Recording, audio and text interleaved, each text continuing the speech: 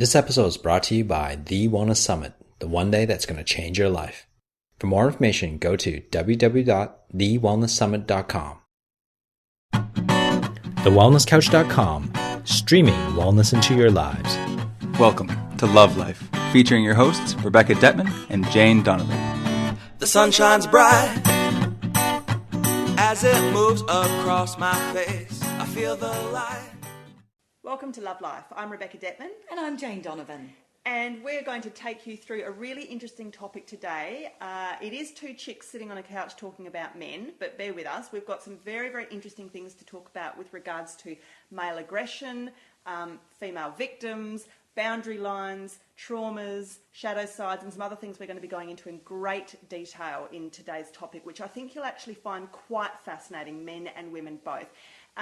Jane, who of course has dealt with many, many thousands of clients over her years of dealing with singles and rebounders and divorcees and daters, of course, with statistics being what they are, with sexual abuse, 1 in 3, I believe it is at the moment in Australia, you're, Jane, going to be coming across a lot of women who at some point in their life have been at the hands of a male perpetrator, victim or abuser, correct? Absolutely. I actually suspect it's higher than 1 in 3 because this is just what's reported. Reported to who? Reported to the medical profession, reported to the police. I mean, it's not reported to anyone. No. And most it would be reported to is to a best friend. That's right, because I know from my experience I've counselled people who, girls, I'm thinking of a girl in particular who was violently attacked at the age of 15 when she snuck out to go to a nightclub. And, she's never told her mum and she's really close to her mum. Girls won't tell their parents. That's right, Why absolutely. won't they tell them? Because of shame. Yeah. Because the parents, they feel that it's their fault. There is a sense of blame that I did something to encourage this. I asked for it. I brought it on. I made a mistake that I'm embarrassed by, and I feel shamed about this, and I'm worried about what other people are going to judge me. Yes. And often the biggest mistake that people make is, most people will share a secret with at least one person. And who that person is really determines what happens from there on. How that person reacts determines how you then proceed in the healing process from this trauma. In fact, that's the number one thing that I know when I've been doing child protection with the police and so forth. It's an obligatory course that you have to take here in Australia if you work with children in any capacity. And one of the strongest things that they drilled into our brains was, if a child or anyone confides in you some sort of episode of trauma or abuse, first of all, count yourself extremely honoured that they feel safe enough to tell you, and that is just... I love that. Honoured is such a privilege, isn't it? It really is. And it's a responsibility to take, not lightly. Second of all, it's incredibly important that you give absolutely no reaction in terms of a bit of a poker face, because they're just waiting for you to show them, disgust or shock or horror or anger or something, and that's not what they need. They're very tentatively reaching out and looking for, comfort, reassurance. It's not you, it wasn't your fault. That's the only thing you're really supposed to tell them. Thank you for telling me. It's not your fault. And then you take it to a higher means. Right. I love that. That's so important, isn't it? And I think that it's really important that we try and teach our children that, stuff does happen. We can't protect them from everything, and nor should we. This is part of their journey in life. However, we don't want them to have the bad stuff happen. No. But when it does, we want to make sure that we've set their way, that they actually got good people around them that they're going to go to if they feel that they can't come to you. That's right. And they often won't go to the parents because they are fearful of being looked at as less than. Nobody tells their parents anything when they're a teenager. Let's get real. Come on. And I know that in schools they teach kids this protective behaviour stuff now, which is slightly different to what it was 1,000 years ago when I went through primary school. But they get the kids to hold up their hand 5 fingers. Yes. So each finger is, you've got to create a chain or a network of confidants or people that you would tell to. So if something bad happens to you, you go and tell the first person on your thumb. And if that person doesn't listen, you move to the index finger and you tell the person you've nominated for that finger, and so on. And you move through the hand until somebody listens. And you know what's so beautiful about that they're teaching and empowering children with this tool now. But I actually think there's a lot of adults that have not heard this. And there are a lot of adults that just automatically, the first person they think of, they either go around to their home or pick up the phone and have a chat with them. But when trauma happens to adult women, stop and think, or people, let's say people, stop and think, who really can help you? Who's really going to give you the love and nurturing and acceptance without judgment? We've got to be really careful who we share our inner circle with. Yeah, and let me ask you, Jane. So when you were a young girl and you were at school, say in the 70s or whenever, 60s and 70s. Okay, so that's even better, because even earlier back, did they have any form of support or program back then to teach people how to handle crisis? Because by the 80s, when I was going through, they definitely had. No, nothing. Zero, protective nothing. behaviours. Nothing. Don't talk about it, nothing happens. Hence why adult women now have no tools in their toolkit or language to use when this kind of thing happens in their lives. That's right. No, it was all very shameful. It was. Yeah. I don't know. Look, I just recently rewatched on Foxtel. They had that Brides of Christ series. Oh my gosh, how fabulous! Yeah, that was an amazing I missed show. it first time round. I don't know. I must have been overseas when it was out. I was a very young girl. Fabulous. I was young when that came out, and I can still vividly recall shocking scenes from that miniseries because it opened me up to a world that I didn't know existed. Like, I'm not talking about nuns. I'm talking about stuff that women and men and women go through in their lives, a lot of which is always kept behind closed doors because we never talk about it. Polite society, 50s and 60s, we hush it up, look good for the neighbours. That's right? it. Stepford wives. Yes. Absolutely. And so, no, there was nothing growing up. There was starting to be towards the end of my high school years, which was late 70s. So I finished year 12 in 1980, and it was just starting to come in then. You had the school counsellor in high school. In primary school, you had the school nurse. Right. Take 2 Panadol, go home. Exactly. Lay down, take a Bex. I've got a period, I don't want to do soccer today. Okay, so what we're dealing with here You is... didn't even say the word period. It was, is it your time? My time for what? It's all of that not using actual words to describe normal bodily functions, which we've got to get over. So basically what was happening in, those later decades of the 20th century was the impact of feminism was starting to come through as well. And see, where we've arrived now in the 21st century is men and women, and this could be the topic of many podcasts, but we are actually incredibly confused about many of our roles. And to actually look at men now, because if we're talking about perpetrators and abusers and violence and all of that, of course the statistics, if I can get it out, the statistics show it is still mainly the blokes who are doing it. They are 30% physically stronger, we know this, okay? And there's also a hell of a lot of diatribe right now out there about what is the definition of a 21st century male? What does he look like? He doesn't have woolly mammoths to kill. He's got a lot of computer hours. He's got to sit in a chair and do a lot of office work. Often we've got a lot of single mums now, divorce rate 49%. There's a lot of boys out there without strong male role models in the house. We've got some very held up figures in celebrity culture society who aren't particularly the best role models. We've got a hell of a lot of female teachers in schools and not enough blokes, and maybe dads getting out there in the community and coaching the sports teams or leading the scouts groups. So as a result, we've got a lot of boys running around with highly over-feminised, really strong girls who've really benefited from the feminist revolution. Girls can do anything. We can be a prime minister if we want to now in this country. We know that we can achieve, and all of the results in school show girls are outperforming boys. Okay, so this is the background with what we're talking about. And in amongst all of this, we have some males who've never been shown how to channel the beauty of their physical strength and prowess and aggression, whatever you want to call it, their Mars energy, their alpha, the stuff that makes them male, which is a gorgeous and beautiful thing, particularly when it's handled right. Yeah. I'm going to pass this over to you now, Okay, right. Look, I think one of the biggest problems is the alpha shadow side. It's that we haven't, perhaps, I'm just putting it out there, but I feel that we haven't helped men to learn how to deal with their shadow side, how to deal with their aggression, with their anger. I mean, we have so many men in anger management. We've got so many people that are scared of men. Can I just take a step back, though? Yeah. I have to say, and I really want to get this out there, that I have also met a lot of men that have been physically abused by women. Much less underreported. Absolutely, because imagine the shame that is attached to that. Yeah, that is not And yet, the men that I have spoken to, this has happened to, really are some of the most beautiful men I've ever met.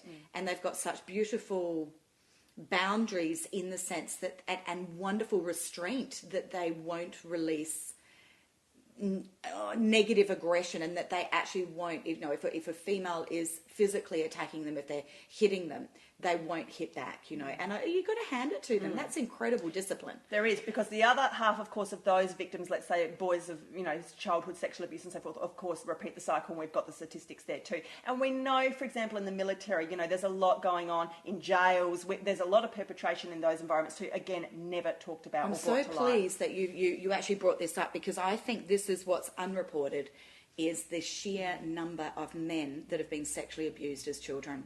It is, I believe, pandemic, and I think this is what is at the guts of male inappropriate aggression. And confusion, and yeah, it's almost a bit of gender confusion going on. Totally. I think, about, you know, we've just travelled so far. I mean, for centuries and centuries and centuries, we've held such clearly defined roles, and to completely turn those roles on their heads in the space of, you know, a handful of years has led to just.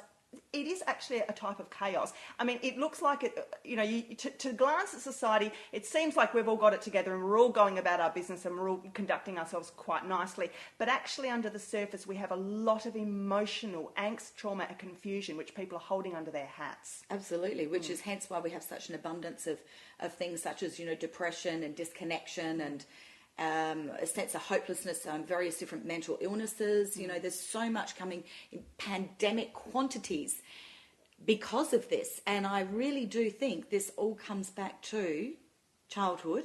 And I think it really does all come back to many, many men that have been abused. And I think what would be really healthy in our society is for men to feel very comfortable about talking about this in their childhood. Yes. But part of that is that tough little soldiers, you know, our beautiful men have been brought up from the time they're very, very young boys to toughen up. Don't show your emotions. Don't be a crybaby. You know, keep it on the inside. Suppress, suppress, suppress. And we know what happens to emotions when it's suppressed. It just churns away inside, getting more and more toxic. More and more anger is in there until it explodes. Yeah. Two of the most basic things to be aware of if you have a little boy are, the first one is make sure that you language with him from a very early age, because while girls pick up language and run with it, as we know, blah, blah, blah, blah, girls are chatterboxes and all of that, and boys, you know, especially when they're 14, grunt and slam the door.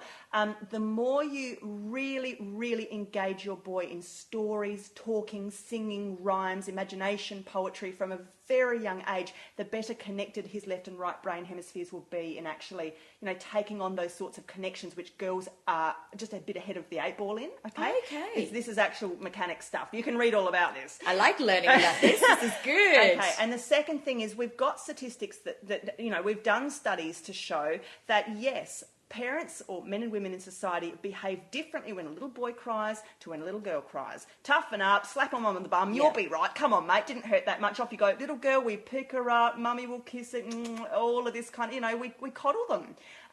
Nature, nurture, these are very deep arguments, but of course it's been shown that little boys need so much love, they need so much affection, and contrary to what some blokes or some people are afraid of, it's not going to soften them up and they won't be wusses. It's very important and crucially healthy to their self-esteem to be shown deep affection as young men, because it's the only way they'll understand how to have that active part of, you know, inside them, balanced with their incredible physique and masculinity, which is also zinging away with all the testosterone that starts flooding through them and all of that. So, and, you know, it's said that the mother needs to be aware when raising boys that she is, in a sense, it's like the first pseudo-lover, which is a terrible kind of psychology sort of a metaphor, but it is that idea that, you know, the mother is going to model to the boy his first understanding of interacting with women. And if mum is beautiful and gentle and listens and, you know, gives him lots of cuddles and hugs and shows him how to be an affectionate lover and an affectionate boy, obviously as he gets older into his teens and 20s, he'll be able to very comfortably integrate that out into his relationships. And not only, you know, physically being affectionate and being comfortable showing his emotions, but being able to talk to girls and communicate. Nice. So can we line your boy up for my girls? He sounds fabulous. Well, my boy's 4, so he's a bit behind your girls, Jane. And I mean, look, myself as a mother, I'm only just, applying some of these principles myself, because I mean, I've read Steve Biddulph, who, for those of you sitting there with pens and paper listening, Steve Biddulph is the leading authority. He was Father of the Year in 2000. His books have been read by over 4 million people, translated into 27 languages. And his main book is called Raising Boys, and he's also written one on manhood and one on raising girls. And he's just brilliant at nailing what it is that we're doing right and what it is that we're doing wrong with how we nurture and foster and raise young men in our communities. Well, it's interesting. You touched on, and I think this is particularly, this Aussie thing of tough blokes. We've got such a big cultural thing here of I don't want a wussy child. Footy Stop players it, you're going to make him gay. And apologies to the beautiful gay people. I've got so many gorgeous gay friends. But, yeah. We've got to get over that. We do have to get over that, don't we? Absolutely. And, this is beautiful. I love that you're sharing all these gorgeous tools of how can we change this for future generations, which is exciting. It is. But what about our guys now? What about our men that are struggling, that they've, whether they've been in the, dare I say it, the Catholic system? Right. I mean, my father was at boarding school in a Catholic school, and he will not talk about it. And I respect that, that's his choice. That he has said absolutely that there were friends of his that he knew stuff was going on. Absolutely. Stuff, I can't even use the right words. It's shocking. Yeah. And, not of course to just tar everyone with the same brush, which is lazy, but there is this understanding that men of that generation, so I'm kind of talking, here in Australia, white, middle class, 1950s kind of blokes, right?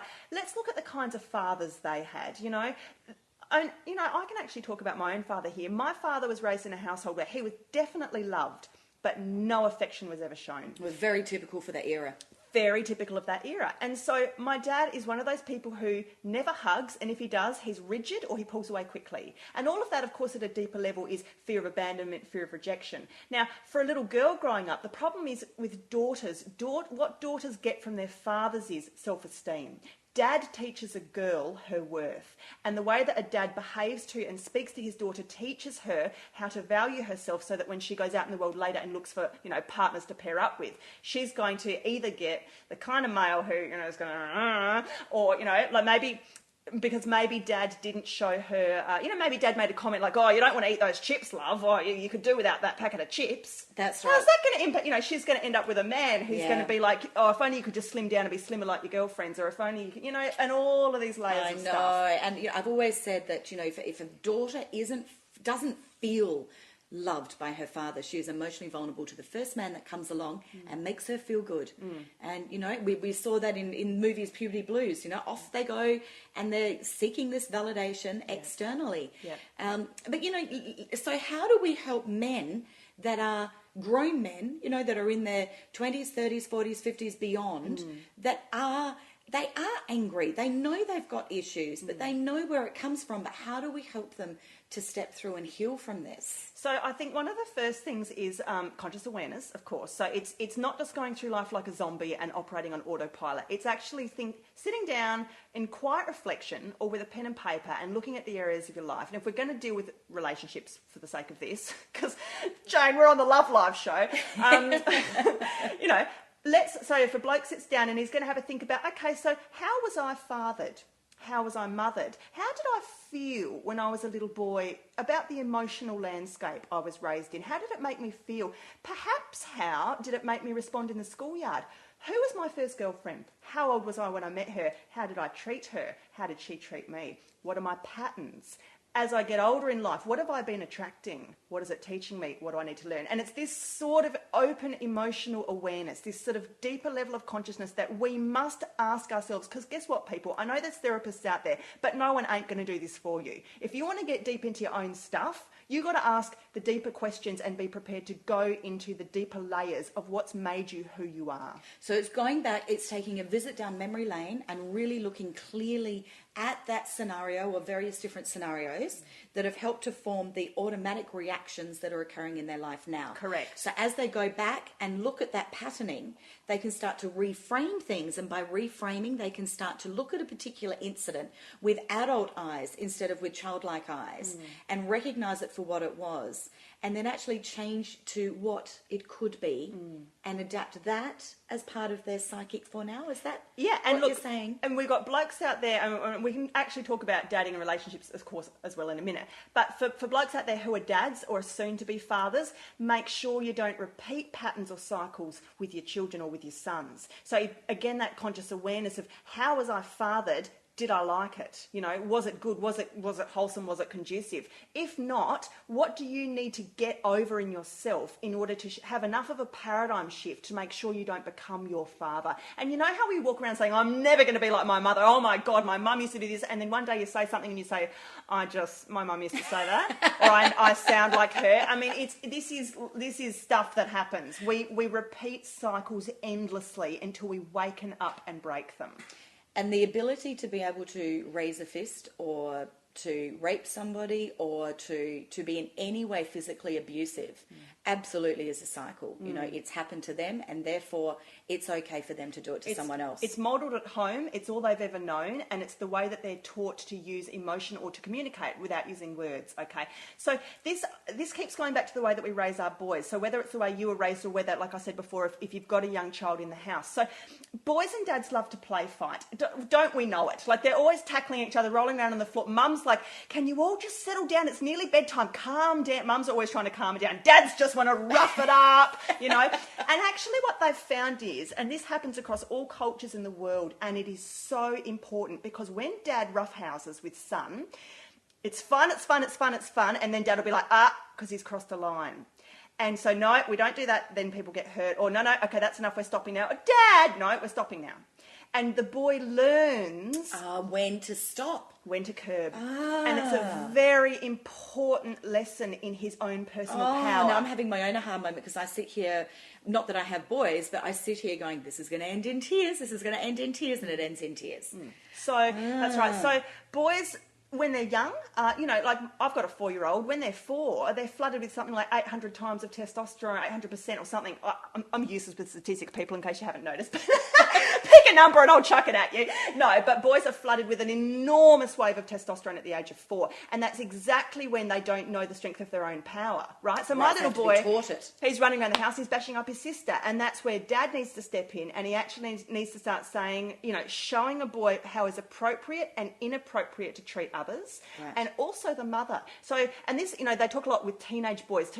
Boys go through a really important stage where they actually separate from mum a bit, and that is the grunting and the banging of doors and don't come in my space and I won't talk to you or tell you anything. And you see in ancient cultures, of course, that was the age when boys were taken away by the men to do rites of passage and initiations. Some of them, they were separated from their mums for 2 years and didn't even speak to them, because at that point, mother had to be, it's almost like the boy had to be removed from mother's breast. He had to be manned up. But that was handled in a much wiser way than we have now. They had elders to handle that knowledge and instruct the boys into manhood. These days, we don't have that. We've got single mums, bless their cotton socks. We've got boys running around schools full of female teachers. What do? They join gangs looking for mentors and role models, but it's a sibling society. It's all just boys trying to teach boys how to be a man. They look to Rambo, you know, they look to gladiators, sports heroes to try and figure out what masculinity is, and it's not always the best. We've got our rugby players in the news, we've got our footy players in the news for scandals, for drugging, for raping, for, you know. Yeah. So, okay, so where am I going? Okay, well, really, what I'm getting from this is that, so adult men that have control issues with violence or with physical abuse, they don't have the off switch. They don't get the warning. So when they start to feel this anger, you know, the jaw gets clenched, the back gets clenched, the gut's tightening up, they're starting to, shoulders are back, everything's getting really powerful and dynamic.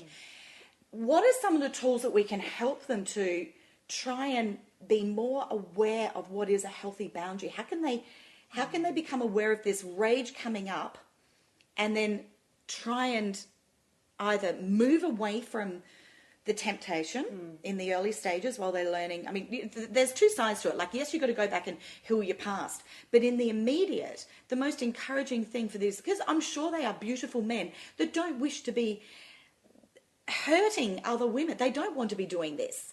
And I'm sure they're probably hardest on themselves.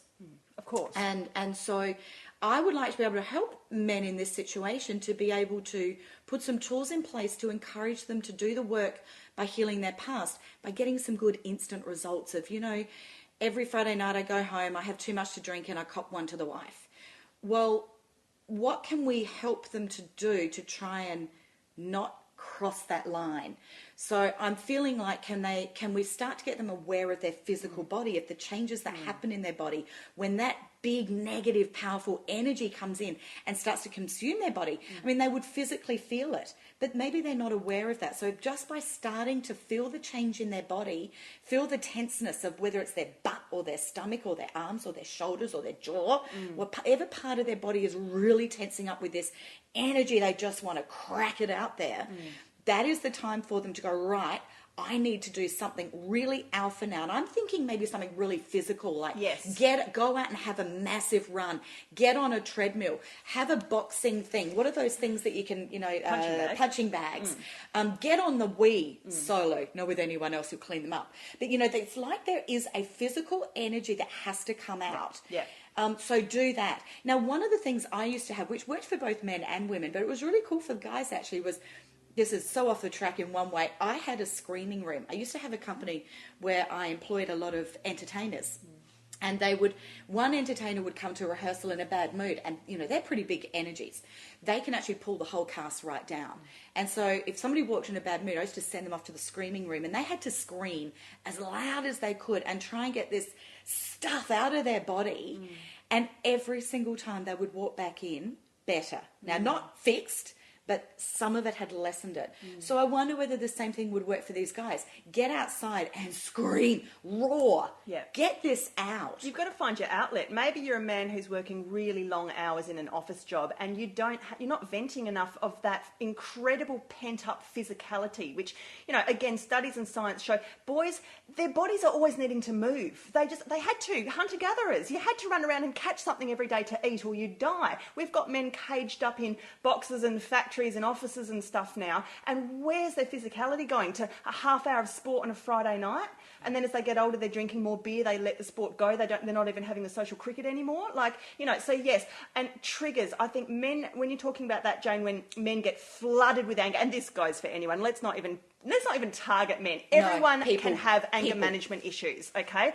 And if you are a violent if violence is your first inclination when you're flooded with just that red rage, you got to, back to the conscious awareness, start being aware of what your triggers are. And I know this is boring and cliched and nobody wants to do this kind of work, but yes, it goes back to inner child stuff. There's a little person inside any angry male or female who is begging to be held, loved and cuddled, because back in the day when they were 4 or 6 or 12 and energy at home was intense, mum and dad were smashing glasses, chucking each other out, throwing each other into the wall or whatever was happening, and all that child wanted was safety and comfort. And you've got a raging adult on your hands as a long-term result of this, still seeking, without knowing how or even why, security and comfort, okay?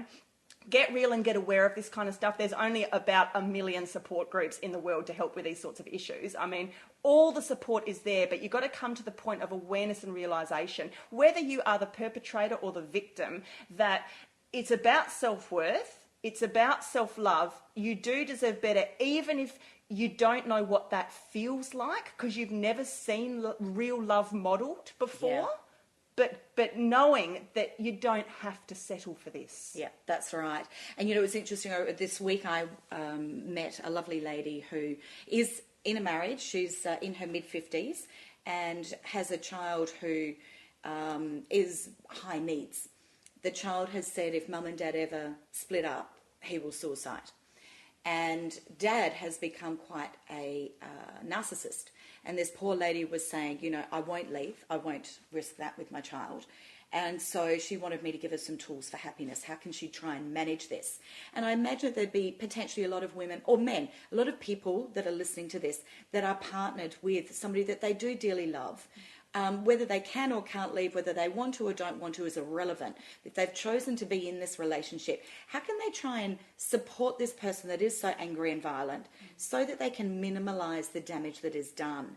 And I think by being really aware of what the other person's triggers are, and it is about coming back to, do you want to be right or do you want to be happy?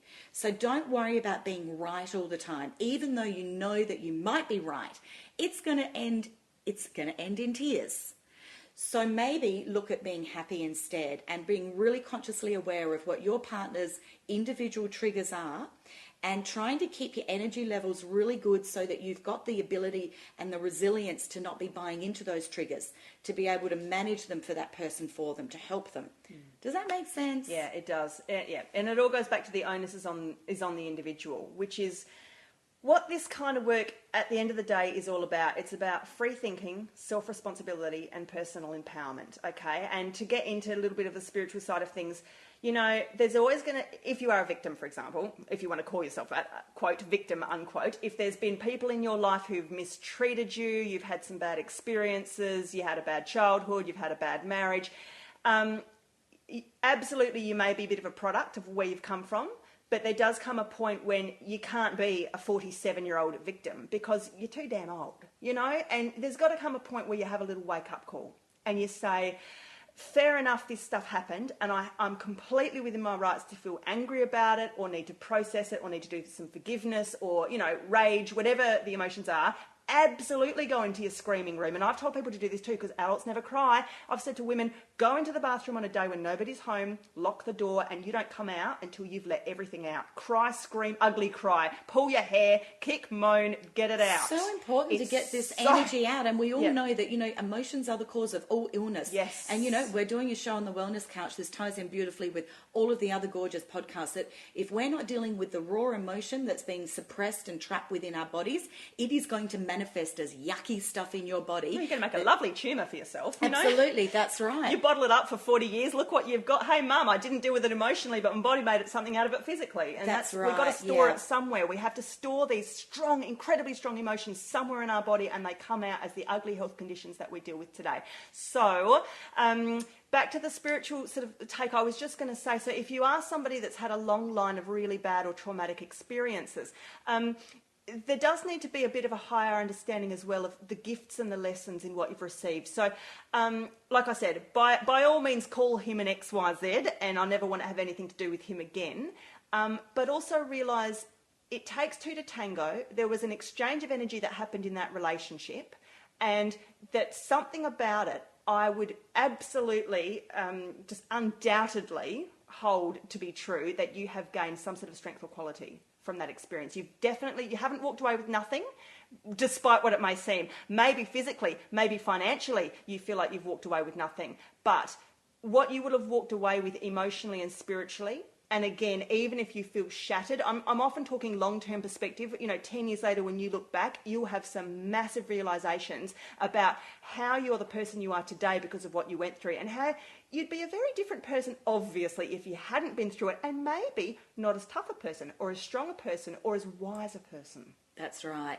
And if you are the perpetrator, I really want to wrap my arms around you. I want to tell you that you are worthy, that you are so beautiful, and that it's okay. And it's okay to start to change now.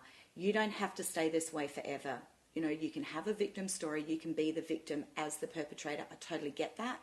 But you don't need to stay this way. A victim story is only a story up until the day that you choose to get a new story. You are so worthy, and I strongly encourage you to start moving to a greater, happier day for you tomorrow. Once people figure out their own stuff, you got to turn around and teach it and share it, because that's then your responsibility. So if you have come through a 45-year abusive marriage, and 15 years after that, there's going to be other women around you that could use something of what you've got to tell them, because you didn't learn nothing in 40 years. You've got stuff to share, whether you believe it or not, whether you've got the confidence or not. I'm not saying stand on a stage or appear on Oprah necessarily, but there could be, a girl that you always see at the bus stop, or, your son brings a new girlfriend home who seems a bit timid, or there'll be people in your life who you can have gentle chats to. And when you see warning signs, stop things before they blow into forest fires. That's beautiful. Jane, I think we've got to wrap this one up. I could talk to you forever. This might need a part 2. If you'd like to continue the discussion, join us on Facebook. We've loved having you, and we'll see you next week on The Wellness Couch with Love Life. Thank you. Have an awesome day. This has been a production of TheWellnessCouch.com. Check us out on Facebook and join in the conversation on Facebook.com/The Wellness Couch. Subscribe to each show on iTunes and check us out on Twitter. The Wellness Couch.